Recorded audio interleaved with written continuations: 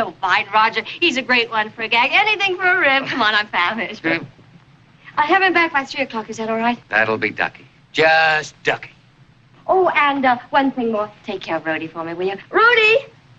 Papa! That's it. Goodbye, love boat. Get down, you horse.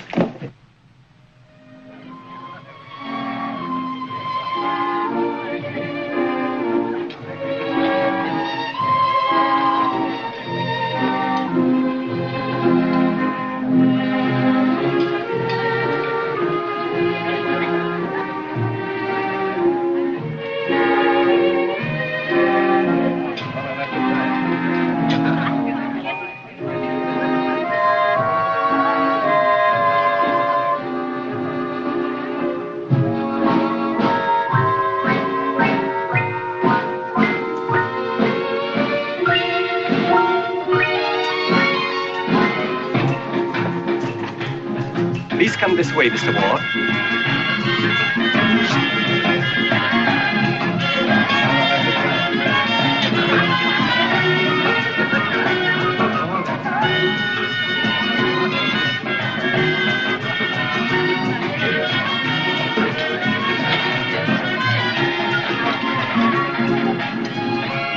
Well, shall we finish this dance? Love to. Here you are. Finish 28. Correct, sir? Very good.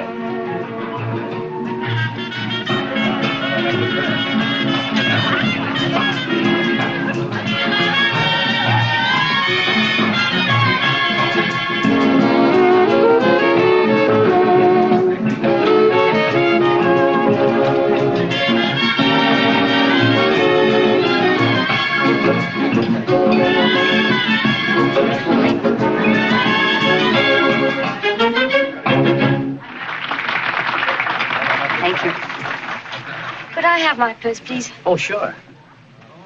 You.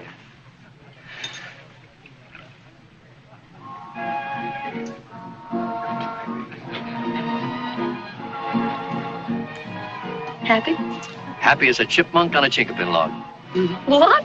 I've never been a terribly unhappy guy, but I never knew what real happiness was until I met you. That's what I was telling you that I wanted to talk to you about in the cab, but we got here too quick. Well, you can tell me on the way home. Let's dance. Oh, no, please, Susan. Well, if I don't say what's on my mind now, I'll have to start getting my nerve up all over again. That'll take me another whole month. Oh, Mike, darling, I know what you're going to say. Well, for a cow's sake, help me say it. Mike, you're a dear. And if I were going to marry anybody, I think he'd be you. But as long as... Hello, Susan. Hi, Mike. Hi, Roger. Mind if Susan dances with me? Well, we were talking about something, but of course, if Susan would really like to dance... I'll be right back, Mike.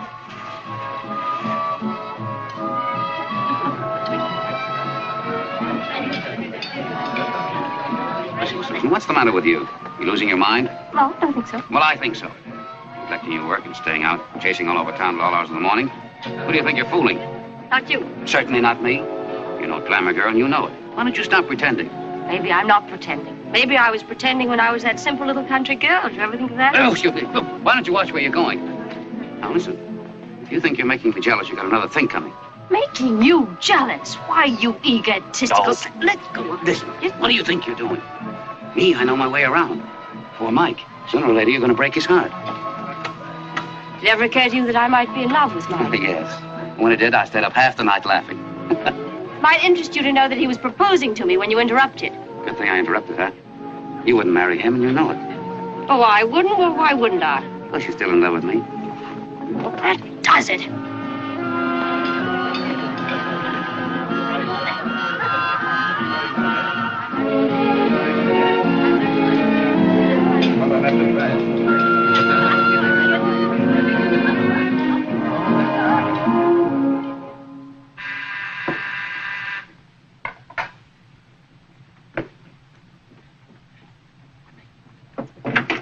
Good morning. Good morning. Yeah, Brody, you stay right where you are. Stay right there.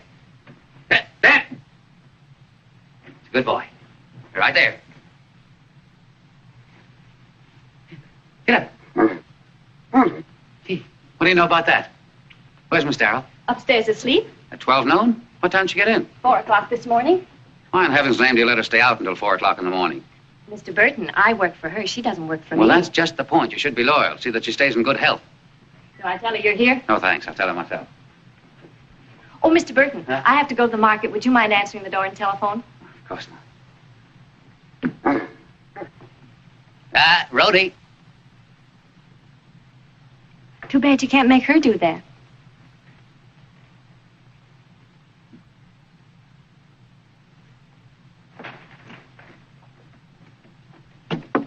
Susan, Who is it?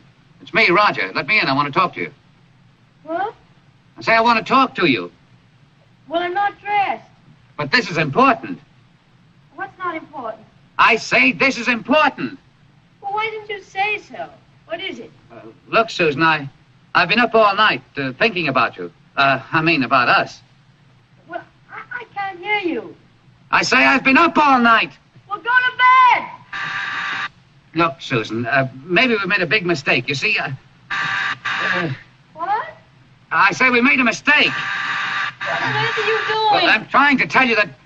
Oh, wait till I answer that infernal door.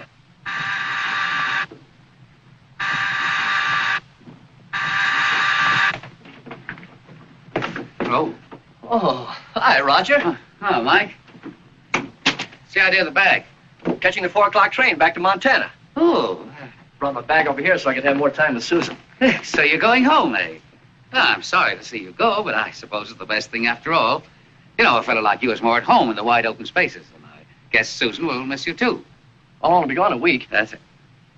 Gonna sell my business and come back here to live. Here? In New York? That's right. Gay gal like Susan, she wouldn't be happy in the wild Willie West. What's Susan got to do with it? Well, didn't she tell you? We're gonna be married. Oh. Well, I haven't seen her yet. Aren't you gonna congratulate me? Oh, of course. Congratulations. Gee, you can't imagine what it's like marrying a girl like her. Hmm? Well, I guess maybe you can at that. Good morning. Mike, darling, is it that late?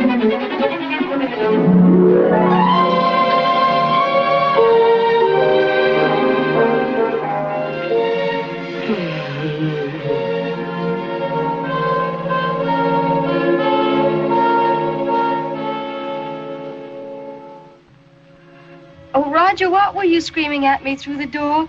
Who made a mistake? I guess I did. About that gown you were going to wear in the first act. You know, you wanted it dark, and I wanted it vivid. Well, I guess it's too vivid. Yes, I guess it could be darker. Yeah. Why don't you go out and whip up some of those special scrambled eggs and we'll eat here? Oh, that's a good idea. Never tasted my scrambled eggs, have you, Roger? No. Oh, I'd love to. Okay. Hello? Oh, Mrs. Oakleaf, how are you? A luncheon date? Oh, I'm afraid Mike must have forgotten. He hasn't shown up all morning. What's the matter? I just talked to her. I told her I was leaving the hotel. Oh, excuse me, darling. Oh, Mike, where on earth have you been?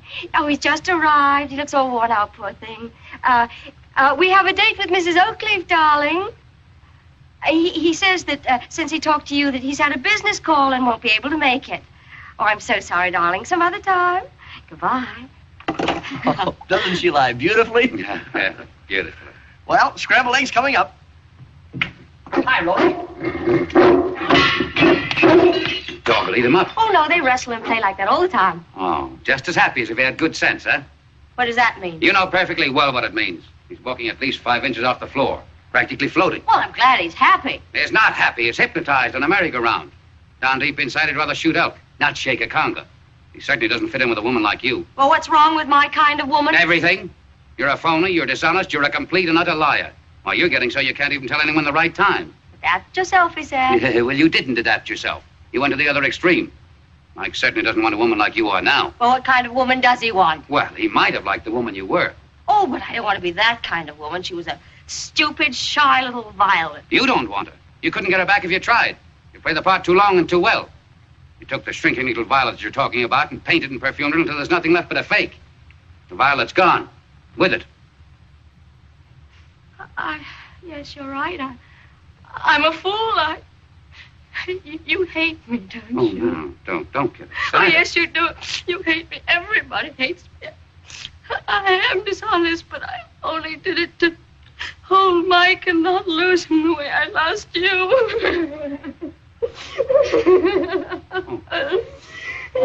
Donna, take it easy. Easy, Susan. Easy. I didn't mean to hurt you.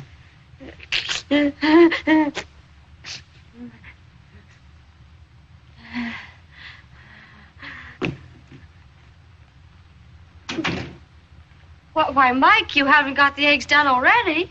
No, not yet. I couldn't find the butter. Oh, well, it's in the icebox. Well, I guess I better be going. So long, everybody. Seems in an awful big hurry, doesn't he? Well, he had a call. I'm getting so I don't like him. He's always hanging around, and he... Say, have you been crying, honey? Oh, no, it's nothing. It's nothing. Did he say something to hurt your feelings? No, he only said that What? nothing. Tell me, what did he say? Well, he just told me his brother passed away. Oh, well, I thought maybe... Oh, gosh, that's awful. Well, I felt so sorry for him. That's why I was crying. Well, that's life. Yes, Yeah. Where'd you say the butter was? it's in the icebox. I feel so awful. I think I'll go upstairs and lie down for a while. Okay, honey, you go ahead. I understand.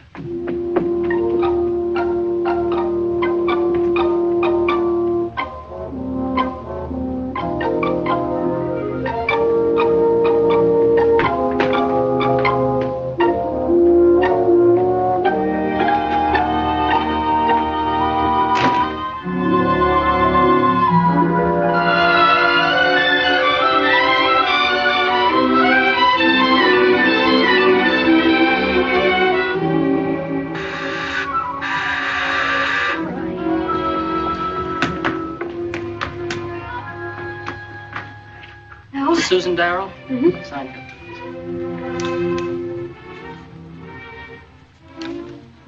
Thank you.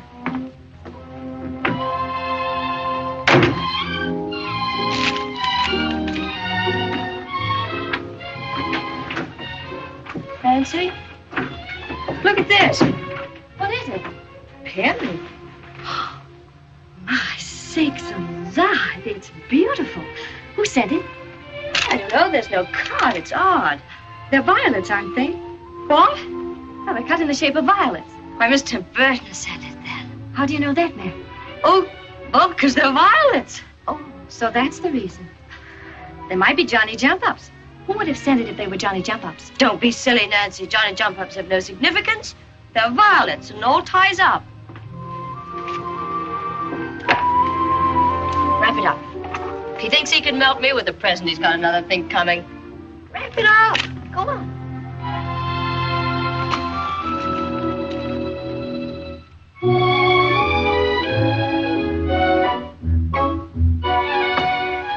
Oh, you got it wrapped already. Did want to look at it just one more time. Well, pull the messenger and have them return that to Mr. Burton. Yes, ma'am.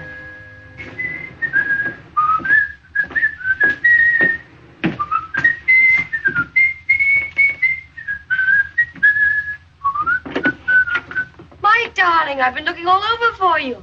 Well, how do you feel? Fine, fine. Well, that's good.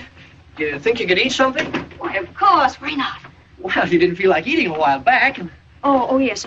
Well, I've been thinking about what you said.